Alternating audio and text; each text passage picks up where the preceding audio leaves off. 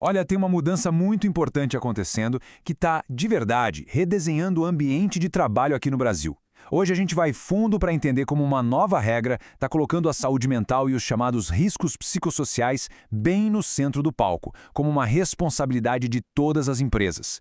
E isso, claro, impacta todo mundo, de ponta a ponta. Para a gente ter uma noção exata do tamanho do problema, vamos começar com um dado que já fala por si só. Em 2025, o Brasil teve mais de 534 mil afastamentos do trabalho por causa de transtornos mentais. Isso não é só um número, gente. É um recorde histórico. É um baita sinal de alerta piscando em vermelho. E se o número total já é um baque, a velocidade com que ele cresceu é o que realmente preocupa. A gente está falando de um aumento de 134% em só 2 anos. Isso não é uma marolinha. É uma crise que está ganhando força num ritmo que a gente nunca viu antes. Tá, mas afinal, por que essa explosão de casos? A resposta para isso passa por uma virada de chave, uma mudança radical na forma de enxergar o problema. A discussão agora está saindo do foco no indivíduo para olhar onde tudo realmente começa, na própria organização e na gestão do trabalho.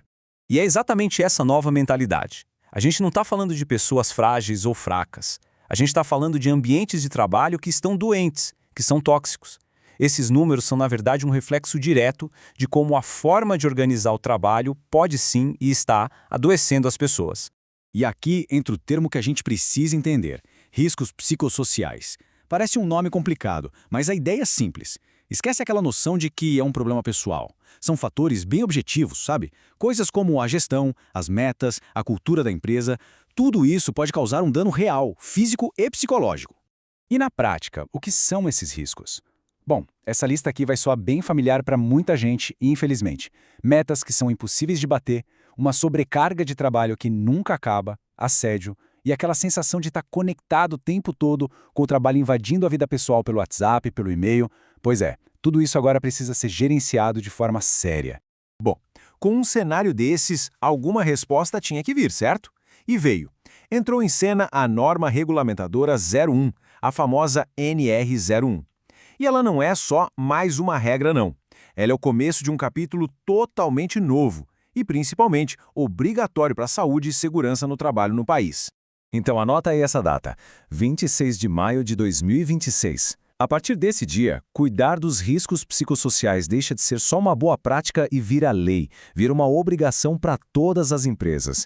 Não importa o tamanho, não importa o setor. Simplesmente não dá mais para ignorar. E como as empresas vão fazer isso? A NR01 criou um método, um ciclo chamado de Gerenciamento de Riscos Ocupacionais, o GRO.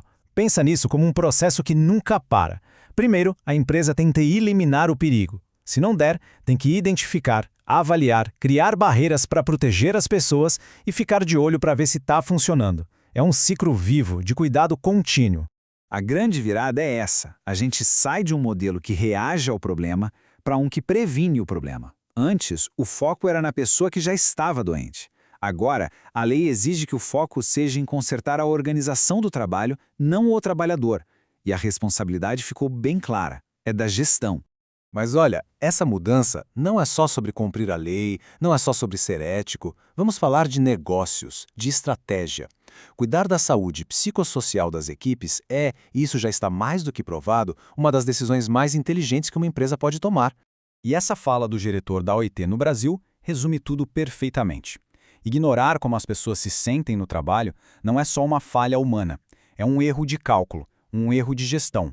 É escolher conscientemente ter menos produtividade, mais gente boa indo embora e, no fim, um negócio que não se sustenta. E o custo de não fazer nada é altíssimo. Por ano, a Previdência Social gasta 3,5 bilhões de reais só com benefícios para quem se afasta por questões de saúde mental.